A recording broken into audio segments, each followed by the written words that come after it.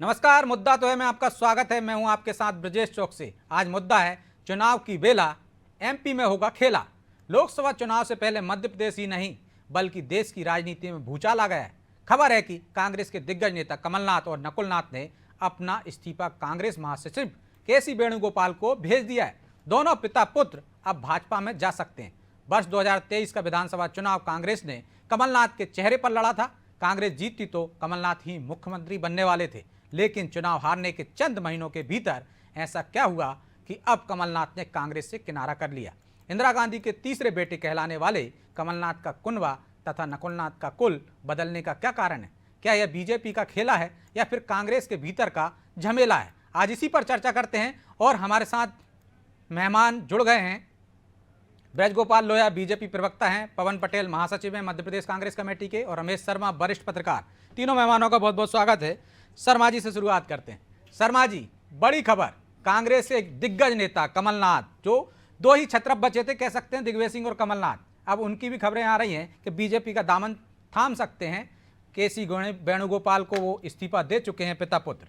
ये बड़ी खबर है और कांग्रेस के लिए बड़ा झटका। कैसे देखते हैं, कैसे उभर पाएगी कांग्रेस यदि ये कमल लोटस कमल हो जाता है दूसरा वाला? तो देखिए, अगर ये खबर वाकई सही निकलती है तो निश्चित रूप से ये बड़ी खबर होगी और कांग्रेस को इससे नुकसान भी होगा। ये खबर अभी आजकल में नहीं चल रही, ये खबर लगभग पिछले 1 महीने से चल रही है।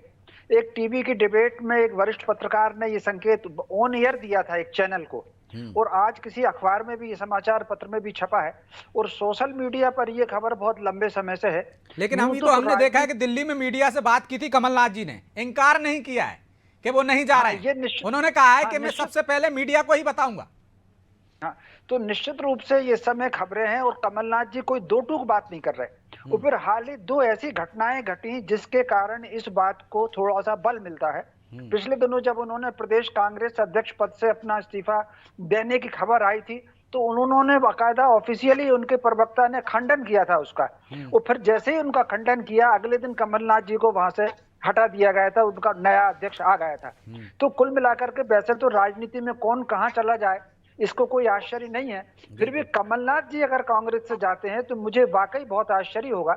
उसका एक कारण है, अगर आप देखेंगे तो जैसा कि आपने खुद भी कहा कि वो इंदिरा जी उनको अपना तीसरा पुत्र मानती थी, और आपातकाल में चूंकि संजय गांधी जी की जो क्लोज टीम थी 4-5 लोगों की, उसमें कमलनाथ जी एक थे, और विशेषकर उनके जुम्मे मीडिया का काम था।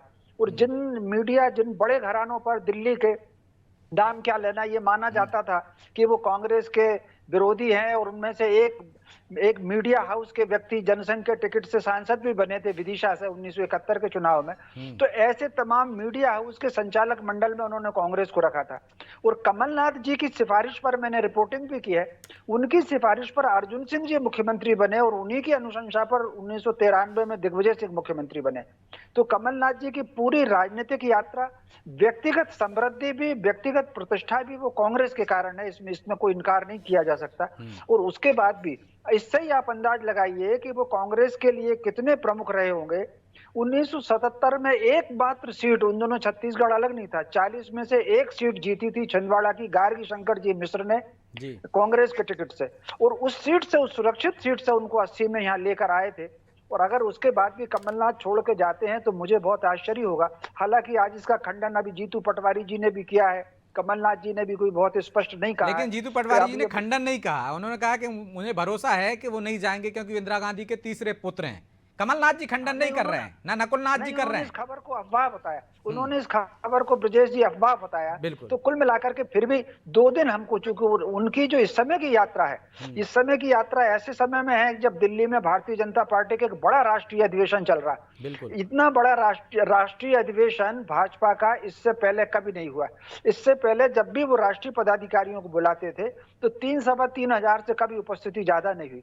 इसमें 11,000 का टारगेट था, 1000 कम भी आएंगे तब भी 10,000 से ऊपर लोग होंगे। इस कार्यक्रम के समापन पर कमलनाथ जी की वहां पर यात्रा होना एक अपने आप में बहुत ज्यादा महत्वपूर्ण लगता है। और निश्चित रूप से अगर कमलनाथ जी छोड़ते हैं कांग्रेस तो मुझे इसमें आश्चर्य होगा। जी ठीक है, तो पवन जी, आश्चर्य तो होगा, लेकिन एक तरह से जो अटकलें थी उन पर मोहर लगती जा रही है स्टेप बाय स्टेप। यदि नकुल नाथ का हम ट्विटर हैंडल देखें तो उन्होंने कांग्रेस हटा लिया है वहाँ से, चाहे सज्जन सिंह वर्मा का देखें तो क्या कहेंगे आप? अब भी कहेंगे कि कमलनाथ नहीं जा रहे हैं, जबकि वो खुद संकेत दे चुके हैं। उन्होंने कहा सबसे पहले मीडिया को ही बताऊंगा जब ज्वाइन करूंगा, सदस्यता लूंगा।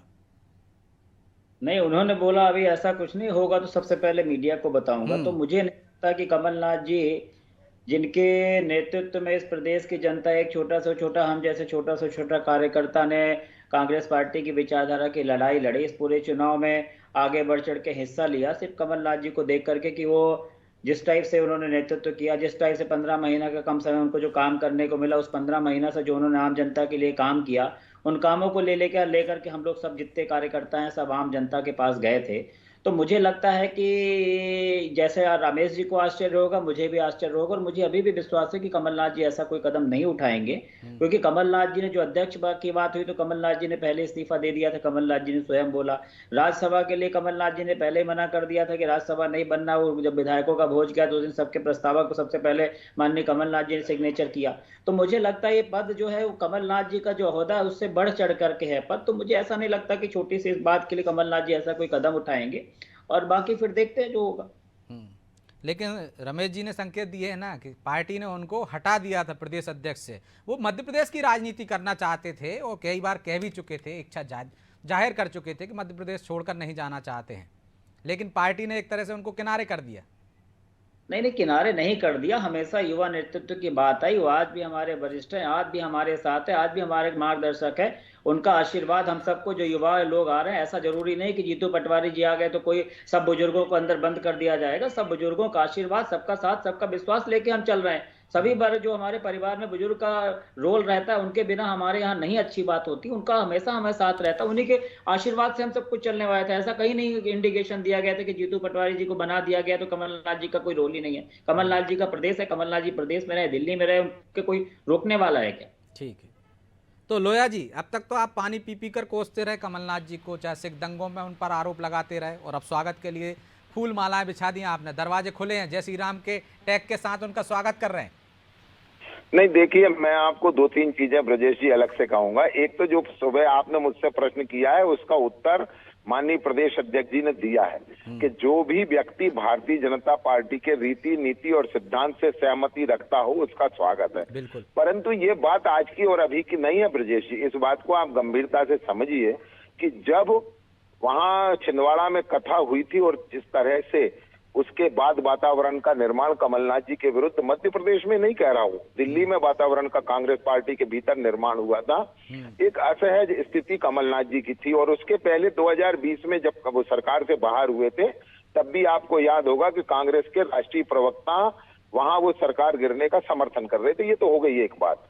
दूसरी बात, जो अभी माननीय रमेश शर्मा जी को मैं सुन रहा था, उन्होंने एक एक बात कही है कि किस तरह 1977 में जीते गार्गी शंकर मिश्र जी को रिप्लेस करके वहां कमलनाथ जी को भेजा गया।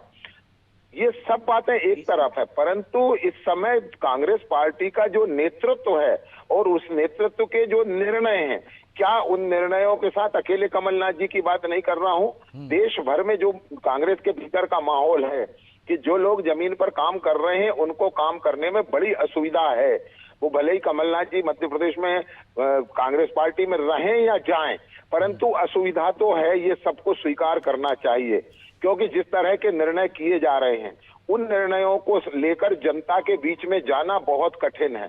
अब आप देखिए, जिस तरह राम मंदिर का निर्णय हुआ कि वहां नहीं जाना कांग्रेस पार्टी को, अकेला कांग्रेस राजनीतिक दल था जिसने लिखित चिट्ठी जयराम रमेश ने जारी की कि हम नहीं जाएंगे। इसके बाद कांग्रेस के सामान्य नेता, चाहे वो पवन पटेल जी हों, इनको भी जनता के बीच में जाने में बड़ी समस्या थी। तो जनमत के विरुद्ध निर्णय करना, लेफ्ट लिबरल गिरोह जो कभी कांग्रेस के साथ रहता था वो आज कांग्रेस की मुख्य धारा बन चुका है। तो ये गंभीर विषय है। कमलनाथ जी या और बहुत सारे लोग, अब आपको मैं एक बात और कहता हूं कि पिछले समय में जिन्होंने कांग्रेस छोड़ी है उनकी, चाहे वो हमारे ज्योतिरादित्य सिंधिया जी हों, चाहे मिलिंद देवड़ा जी हों, चाहे जतिन प्रसाद जी हों, ऐसे कितने भी नेता, हेमंत विश्व शर्मा हों, परंतु आप देखिए कि कांग्रेस में जुड़ा कौन, जुड़े कन्हैया कुमार हैं और वो आज कांग्रेस की वर्किंग कमेटी के मेंबर हैं। इस स्थिति में मैं समझता हूं कि जो अन्य लोग भी काम कर रहे हैं उनको भी असुविधा है और हो सकता है कि मध्य प्रदेश में भारतीय जनता पार्टी विकल्प है, परंतु कांग्रेस के लोग टीएमसी में भी गए हैं, समाजवादी पार्टी में भी गए हैं और अन्य अन्य दलों में भी गए हैं, परंतु कांग्रेस में रहना आज की तारीख में सबसे बड़ी चुनौती है, क्योंकि कांग्रेस अपना जमीन पर जनाधार खो चुकी है। उसकी नीतियों से जनता की कोई सहमति नहीं है।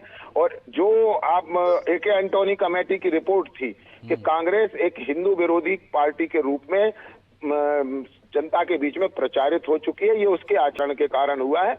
तो ऐसी परिस्थिति में कौन कौन रहेगा, मैं तो कमलनाथ जी या एक किसी व्यक्ति की चर्चा नहीं कर रहा हूं, परंतु कांग्रेस आज जहां खड़ी है विचारधारा के स्तर पर, अपनी कार्यप्रणाली के स्तर पर, मैं नहीं समझता हूं कि कांग्रेस के पास कोई भविष्य है या जनता के मन में कांग्रेस के लिए कोई जगह है। तो एक बड़ा कारण पवन जी, राम मंदिर का न्योता अस्वीकार करना और जिस तरह से हिंदुत्व को एकदम उनके खिलाफ जाना, जो बात जो पार्टी में हो रही थी उससे बहुत सारे नेता असहज हो गए। हो सकता है आपको भी जवाब देते ना बनता हो पब्लिक में, तो कमलनाथ जी को भी लगा कि इस वजह से एक हनुमान भक्त भी राम की पार्टी में आ गया, राम भक्त की पार्टी में।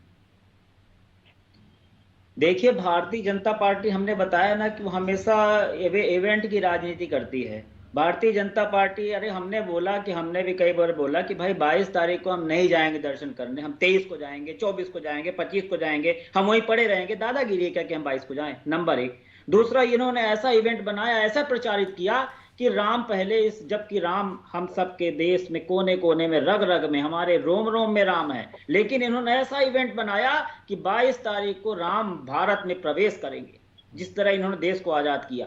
तो हमें ये मतलब 500 साल से इंतजार था एक बहुसंख्यक वर्ग को, तो उसका स्वागत ऐसे ही होना चाहिए ना।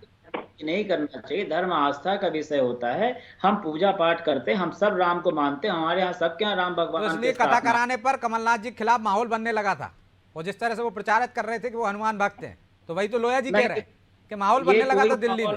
देखिए, कथा कराने से, पूजा पाठ करने से किसी के खिलाफ कोई माहौल नहीं बनता है। कांग्रेस पार्टी, हम लोग सब यही चाहते हैं कि धर्म को अलग रखें, राजनीति को अलग रखें। ये भारतीय जनता पार्टी उसको, राम को राजनीति में ला करके उसका फायदा उठाना चाहती है। राजेश जी, 1 मिनट लगेगा जी, लोया जी बताइए। मैं ये कह रहा था पवन जी, मैंने तो केवल आग्रह किया है, मैंने आप पर कोई कटाक्ष नहीं किया। मैं फिर कह रहा हूँ, आज भी इस स्थिति पर चर्चा, अकेले कमलनाथ जी मेरी चर्चा का विषय नहीं है। ऐसे सैकड़ों नेता हैं जो आज इस ओर देख रहे हैं। मैं एक आपसे आग्रह करता हूं, आप अभी कह रहे थे कि धर्म को राजनीति से अलग रखें। पवन जी, आप इसको समझ लीजिए, कम से कम दुनिया में किसी भी देश में ऐसा कहीं नहीं है जो आप जिसकी कल्पना कर रहे हैं। राजनीति का मुख्य अंग धर्म है। जब धर्म के खिलाफ राजनीति खड़ी हो जाती है तो आजकल लोग कहते हैं ना कि राजनीति एक वैश्या की तरह हो जाती है। दया धर्म का मूल है, सच्चे धर्म है। तो आप मुझे एक बात तो बताइए कि इन सबसे हम दूर हो जाएं, किसी के मन में दया ना रहे, किसी के मन में सत्य ना रहे। तो यही तो हम आपको कहना चाह रहे हैं कि एक समय था जब आप सहयोग लेते थे लेफ्ट लिबरल का, आज आप लेफ्ट लिबरल की बात स्वयं करने लगे। मैं आपको बड़ी विनम्रता से कह रहा हूँ, अन्नदाता के ऊपर कितनी दया दिखा रहे हो वो अच्छी तरह से पता है। पिछली बार 750 किसानों के ऊपर आपने दया दिखा दी। उज्जवल भविष्य की बातें कर रहे चलिए लोया जी, पवन जी दोनों के पास लौट रहा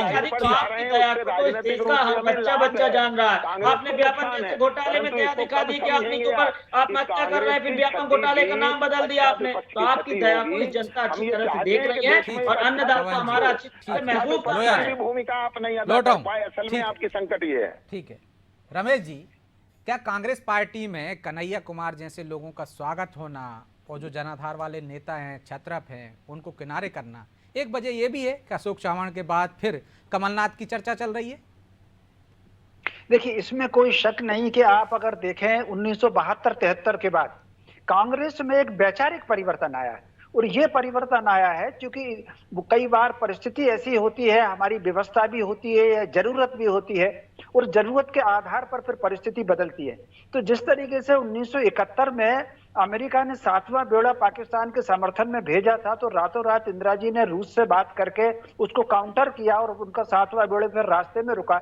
उसके बाद युद्ध समाप्ति के बाद धीरे धीरे सारे वामपंथियों ने कांग्रेस पर कब्जा किया, और सारे वामपंथियों ने जो कांग्रेस पर कब्जा किया, उससे मूल विचारधारा के लोग धीरे धीरे टूटते चले गए। आप मुझे बताइए, शरद पवार निश्चित रूप से पहले कांग्रेस में ही थे, कितने पूरे देश में कितने आज अगर निश्चित रूप से आगे चल करके तो गुलाम नबी आजाद जैसे लोगों ने भी कांग्रेस छोड़ी, तो कुल मिलाकर के सारे लोग धीरे धीरे कांग्रेस को छोड़ते हुए चले गए। और इसमें कोई शक नहीं कि इस समय जो कांग्रेस, एक जमाना हुआ करता था कि कांग्रेस की जो वैचारिक क्षमता थी वो देश में सबसे प्रमुख वैचारिक क्षमता हुआ करती थी। और मुझे ये कहने में कोई संकोच नहीं है, लोहिया जी से क्षमा याचना के वसात कहूंगा कि आरएसएस वालों का जो बौद्धिक वर्ग था उससे कहीं ना कहीं स्ट्रॉन्ग वर्ग कांग्रेस का बौद्धिक वर्ग था। आप कल्पना कर सकते हैं, मदन मोहन मालवीय थे उसमें, पुरुषोत्तम दास जी टंडन उसमें थे।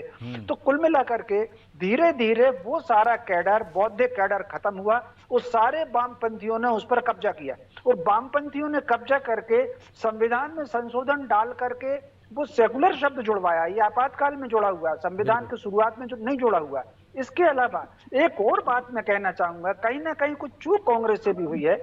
अंग्रेजों के जितने कानून थे, ये जो पर्सनल लॉ है, पर्सनल लॉ कोई शरीयत का बहुत पुराना कानून नहीं है, ये 1936-37 में अंग्रेजों ने बनाया था।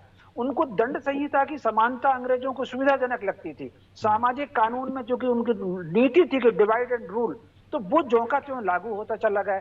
तो कुल मिलाकर के कांग्रेस का जो वैचारिक अपना तंत्र था वो कमजोर हुआ और सारे वामपंथियों ने उस पर हावी हुए और धीरे धीरे सारा बौद्धिक वर्ग कांग्रेस को छोड़ करके जा रहा है।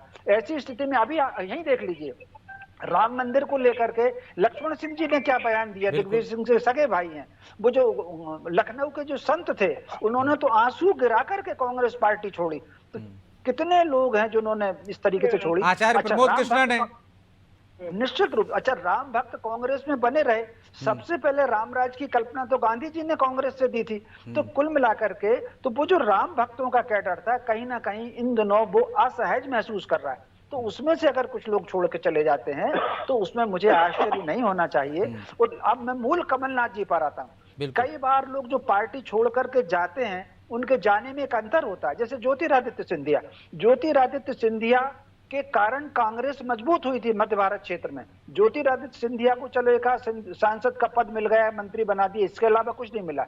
लेकिन कमलनाथ जी का पूरा व्यक्तित्व तो कांग्रेस का निर्माण किया हुआ। अंतर है दोनों के बीच में। गुलाम नबी आजाद के पिताजी जो मौलाना अब्दुल कलाम आजाद थे वो तो भारत में जन्मे ही नहीं थे, सऊदी अरब में जन्मे थे। और भारत की कोई भाषा नहीं जानते थे। उसके बाद नेहरू जी ने उनको 10 साल तक शिक्षा मंत्री बना कर रखा। ऐसे लोग जब पार्टी छोड़ करके जाते हैं तो फिर मुझे आश्चर्य होता है कि पार्टी उनको पूरे जीवन सब देती है और एंड टाइम पे छोड़ रहे हैं। कमलनाथ जी के साथ भी लगभग यही स्थिति है। इसलिए मैं ये कह रहा हूं कि 2 दिन बाद जब वो ज्वाइन कर लेंगे, 19 तारीख आ रही है सब जगह से कि 19 को वो ज्वाइन करेंगे, फिर इस पर चर्चा करेंगे। तो कुल मिलाकर के कांग्रेस से कोई व्यक्ति जा रहा है, ठीक है, कमलनाथ जी जब ज्वाइन करेंगे तब चर्चा कर लेंगे पवन जी। लेकिन कम्युनिस्टों के कब्जे में आ गई है कांग्रेस। जो बौद्धिक क्षमता थी, वैचारिक थी, क्षमता थी, वो कमजोर हो गई है। इस वजह से कांग्रेस में ये हालात बन गए। रामराज की कल्पना तो गांधी जी ने की थी, अब आप उसकी खिलाफत की बात करने लगे। नहीं, खिलाफत की बात वही हमने कहा ना कि रामराज की कल्पना खिलाफत की बात नहीं है। राम यही बोला हमने कि पूजा आस्था का विषय है, उसको राजनीति में ना लाया जाए।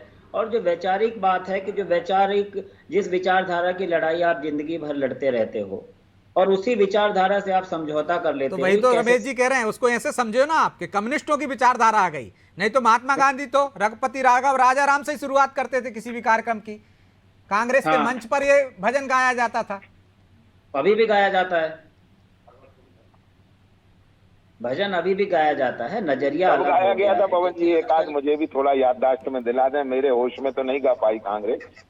देखिए अब आपको होश नहीं आएगा। ब्रजेश जी, मैं एक बड़ा निवेदन करना चाहता हूँ पवन जी से कि मैं तो आपसे ये कह रहा हूँ कि हम जो कुछ कह रहे हैं आपके हित में कह रहे हैं। अब होश क्यों आएगा? खिलाफ नहीं कह रहे हैं। मदहोश रहिए, बढ़िया सत्ता है, हम मदहोश नहीं है, हम होश में हैं और आपको भी होश में लाना चाहते हैं पवन जी। होश में आने की जरूरत नहीं है आपको। मदहोशी में और होश में होने में बहुत फर्क है।